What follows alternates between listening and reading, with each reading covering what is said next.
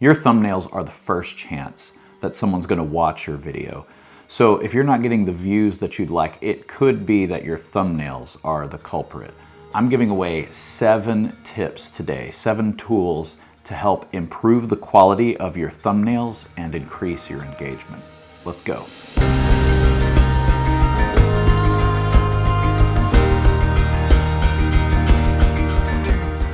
So this is a new viewer's journey, someone who's never heard of you. They're scrolling along their feed, they see a thumbnail, it sparks their interest, they read the title. If they like it, they click, and then they watch the video. Within the first 15 to 30 seconds, they decide if they're gonna watch the rest of the video, if it's delivering the information that they want. And by the end of the video, if they've gotten everything that they hoped for, then they'll click the like and subscribe. This is if everything goes well. In this scenario, which is every new viewer's journey to get to your channel, the one thing that they see first is your thumbnail. And so that needs to be honed in. So we're gonna get right into this. Tip number 1, fix your idea. Everything needs to tie together, from your thumbnail to your title, your intro, and every piece of content in the video, as well as the description. It all needs to serve the one idea of the video. It doesn't matter what kind of videos you make, they all just need to gel together. This video you're watching now is 7 tips, right? So every part of this video is going to lead towards how to improve your thumbnails for YouTube. Your video, whatever it's about, it needs to serve this idea, and your thumbnail has to be on board with that. It can't lead someone in one direction and then the video take them somewhere else, right? You're setting up an expectation with the thumbnail that you're going to bring your audience to a certain place. So really think through every piece and make sure that your thumbnail is serving the video properly. Number 2, you are your brand. Your face and your personality, the way you talk, the way you deliver information, this is what you are selling. This is your personal branding, not putting your logo on your thumbnail. That doesn't help you at all. That's not going to increase your viewership. That's like meeting someone on the street, and as you're telling them your name and introducing yourself, you're handing them a business card. Nobody wants that. They want to know stories. They want to know about you. And then at the end of a conversation with this new person, if a business card makes sense, sure, throw it in there. That's the like and subscribe on the YouTube channel. But don't try to make it about branding your company. No, brand yourself. Make your thumbnail about you and you helping your audience get where they'd like to go. Number 3, we're getting into technical things now. Think about color and contrast in your photo before you take the photo. Don't try to fix your color and contrast when you're editing. You need, so right now I'm only shooting with one light and I have a reflector here. It's not doing a great job. So it's kind of dramatic lighting, but it's gonna look good on the thumbnail. Don't rely so heavily on editing to add color or contrast to your photo. Get your light off center. In some of my older videos shooting in this kitchen, the lighting is kind of even from the left and the right. And I wanted to switch it up and make this a bit more dramatic. And I think it's gonna make a better looking thumbnail, but you tell me. By the way, if you are finding this information helpful and you're starting up a YouTube channel, please consider subscribing. I'm putting out tutorials, buying recommendations for cameras and gear, as well as some kind of camera challenges and teaching you how I've made some of the camera shots that I'm really proud of, and teaching you how to recreate shots from big movies. So if that's the sort of thing you're into and you like content creation, please subscribe. Let's get back into it. Number 4, let's talk about the cutout, cutting yourself out. If you don't have a background with Photoshop, if you don't want to do all the pen tools and things, there's a really fast way to do it. I've been doing it on an iPhone, but I just found out recently from a friend of mine that you can do it on Samsung as well. So this technology is available. So in my setup, what I will do is I will take a photo of myself if I'm gonna do a cutout, and I'll send it from my computer to my phone.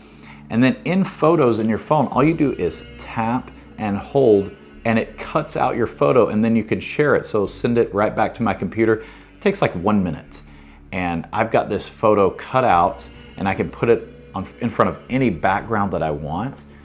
This is a huge time saver. And you can also edit it because now it's created a PNG. It's a vector item, right? It's a vector image. So then you can take it into Photoshop and put a border around it. You can do all the things that you would do as though it were a regular shape. So that's how I got the white border around myself here.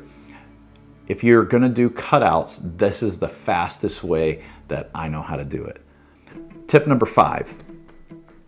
Fonts and text. Let's talk about fonts. Okay, so if you don't know, you need to know. There are some off-limit fonts. Number 1, Papyrus. Number 2, Comic Sans. And number 3, Impact. Number 4, and this is not off limits, but be careful. Any script font, especially like the super bubbly art ones, be really careful. Every once in a while, I'll use a script font sparingly, and I only use ones that I've spent money on, so they're very good quality. I have a couple that I use a lot. The Impressionist, the one that I used for my name in my logo at the beginning, is Belfast. I got both of those from Creative Market. But script fonts are dangerous, especially if you get the letter spacing off, if you get like the kerning off. Ugh, don't do that, it looks gross. People do that all the time. That is the ultimate design faux pas. Do not spread the space out between your font if it's a script font. Ugh.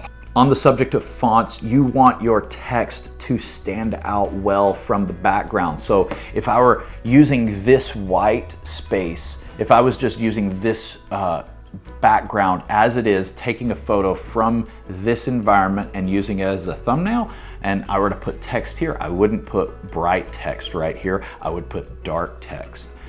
So if you're changing out the background, if your background is dark, put light text. If your background is light, put dark text. You want a lot of contrast, and you want opposing colors if you can. Really flashy colors that get a lot of views on YouTube are white, yellow, and red when it comes to text. You can add some drop shadow, add a little bit of an outline, even some inner glow if you want. But mostly you really want your text to be readable, which leads me to my next topic. When mobile phones started getting made, there was a term that was coined called mobile friendly. So you're designing a website, everyone's been using desktops, but now there's smartphones, and it's like, okay, this screen is a lot smaller than your desktop monitor. So websites have to be redesigned. There's 2 versions. I'm sure you've noticed this. There's a desktop version and a mobile version, and they called it mobile friendly. Well, then mobile phones became the #1 place where you encounter a website first. So that concept changed from mobile friendly to mobile first. Websites are designed for your phone first, and you need to think about your thumbnail the same way. Someone is going to come across your thumbnail on their phone before they do on a desktop. And so it's gonna be the size of a postage stamp. Your thumbnail is tiny, so you can't have a bunch of tiny text on there. By the way, text, 5 words tops. I shoot for 3, but if you have to, 5 words, and they all need to be fairly big. If you've got some tiny text written on your thumbnail, it's gonna disappear, it's not gonna help, and it's gonna look a little jumbled. So you want your text to be obvious, you want your face to be bigger. Don't make a small version of yourself. No, it needs to be pretty large, because again, you're your thumbnail's the size of a postage stamp, and that's supposed to stop somebody from scrolling. So it needs to have a lot of big details, not tiny details. All right, mobile first. And that leads me to my last topic here. Number 7, avoid the dead zone. When you're scrolling through and you see all these videos, the thumbnails, the little bottom right of them is covered by this little clock. It's telling you how long the video is, but it's covering up your thumbnail. So don't put text in that spot. I have this helpful graphic that I've created. You can download it and overlay it on your photos.